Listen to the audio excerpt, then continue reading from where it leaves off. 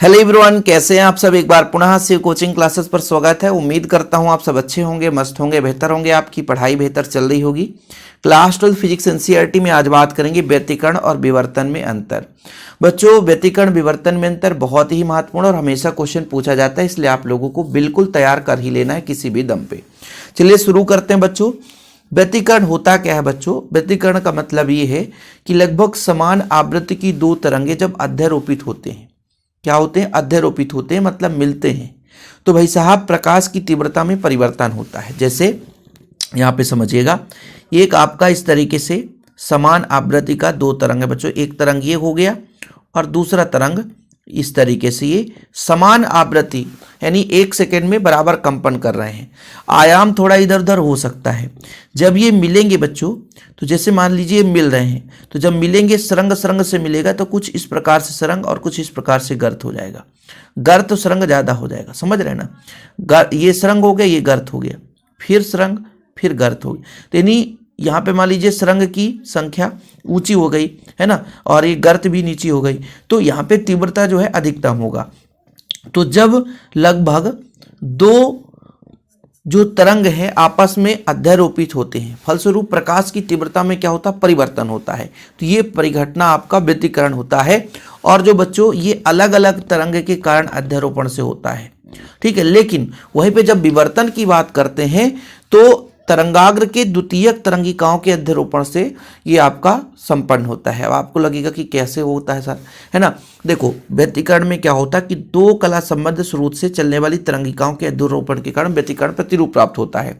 व्यतिकरण में आप लोगों दीप्तपुंज अदीप्तपुंज जानते होंगे, नहीं पढ़े हैं तो कोई बात नहीं है। दीप्त मतलब जो प्रकाशकरण, जैसे मान लीजिए यहाँ पर देखिए तीव्रता अधिकतम होगी तो वहाँ पे हमें पर्दे पर प्रतिबिंब ज़्यादा तीव्र प्राप्त होगा, और जहां अंधेरा होगा तो आपका दीप्तपुंज हो जाएगा। लेकिन जो आपका विवर्तन होता है बच्चों, जैसे प्रकाश स्रोत से देखिए, प्रकाश स्रोत है बच्चों, थोड़ा समझना पड़ेगा डायग्राम, तभी आपको समझ में आएगा। प्रकाश स्रोत है, प्रकाश स्रोत है, यहाँ से प्रकाश निकल रही है, यहाँ से तरंग आगे की ओर बढ़ता है बच्चों, सबको पता है तरंग के रूप में प्रकाश किरण निकलती है। एक निश्चित समय में प्रत्येक तरंगों के बिंदुओं को मिलाने वाला जो पथ है वो तरंगाग्र कहलाता है। और यहाँ से फिर द्वितीयक तरंगिकाएं आगे की ओर बढ़ती है, आगे भी तरंगाग्र बनेगा। ऐसी तरंगाग्र बनता जाता है और हर बिंदु से एक नया, है ना, तरंग उत्पन्न होता है। और इन्हीं द्वितीयक तरंगिकाओं के आपस में अध्यारोपित हो जाते हैं। अध्यारोपित होते हैं बच्चों तो प्रकाश किरण मुड़ता है, और प्रकाश किरण एक प्रकार से किसी तीक्ष्ण धार यानी सूक्ष्म आकार से टकरा करके मुड़ने की परिघटना आपका विवर्तन कहलाता है।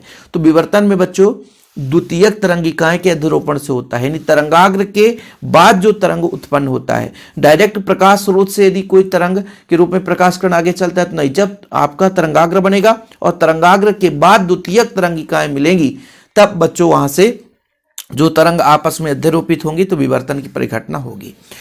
इसमें दीप्त और अदीप्त पुंज होते हैं। दीप्त और अदीप्त पुंज का मतलब ये होता है बच्चों कि मान लीजिए जहाँ पे प्रकाश किरण तीव्रता अधिकतम हो गई वो दीप्त पुंज हो गया, जहाँ पे न्यूनतम हो गई, जहाँ पे काली पट्टी नजर आया तो आपका अदीप्त पुंज हो गया। तो यदि हम दीप्त पुंज की बात करते हैं, जितने भी दीप्त पुंज प्राप्त होते हैं उनकी तीव्रता एक समान रहती है व्यतिकरण में। लेकिन इसमें ऐसा नहीं होता बच्चों, इसमें उच्चिष्ट और निम्निष्ठ होता है। कहने का मतलब केंद्र वाले भाग पर, जहाँ पे केंद्र वाले भाग पर यदि बात करते हैं तो विवर्तन के कारण जो प्रतिदीप्त होगा उसकी तीव्रता होगी वो अधिकतम होती है, ठीक है। और बच्चों फिर किनारे भाग पर धीरे धीरे घटता जाता है। इसमें दीप्तपुंज यानी तीव्रता यदि एक समान है तो इसमें जितने भी दीप्तपुंज बनेंगे उसकी चौड़ाई भी एक समान होगी। लेकिन यहाँ पर केंद्र पर तीव्रता, विवर्तन में केंद्र पर तीव्रता अधिकतम होता है तो केंद्र की चौड़ाई बच्चों थोड़ी सी अधिक होगी, और जो किनारे भाग की यदि हम बात करें तो वहां पे दीप्तपुंजों की चौड़ाई कम होगी बच्चों, ठीक है। 2-3 अंतर तैयार करना, ज्यादा कुछ है ही नहीं बच्चों, ठीक। यहाँ पर इसमें दीप्त और अदीप्त पुंजों के बीच विपर्यास अच्छा होता है, और इसमें उच्चिष्ट और निम्निष्ठ के बीच विपर्यास उतना अच्छा नहीं होता बच्चों। इसमें दीप्त या अदीप्त पुंजों की संख्या अधिक होती है, इसमें कम होती है।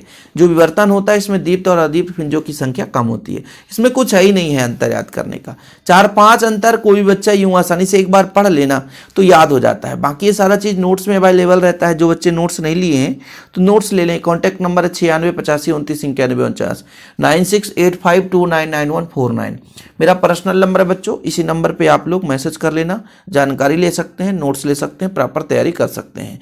फिलहाल अभी के लिए इतना ही। जय हिंद, वंदे मातरम। ज़्यादा अंतर मैंने इसलिए नहीं समझाया क्योंकि एग्जाम के लिए 4-5 अंतर काफ़ी होता है।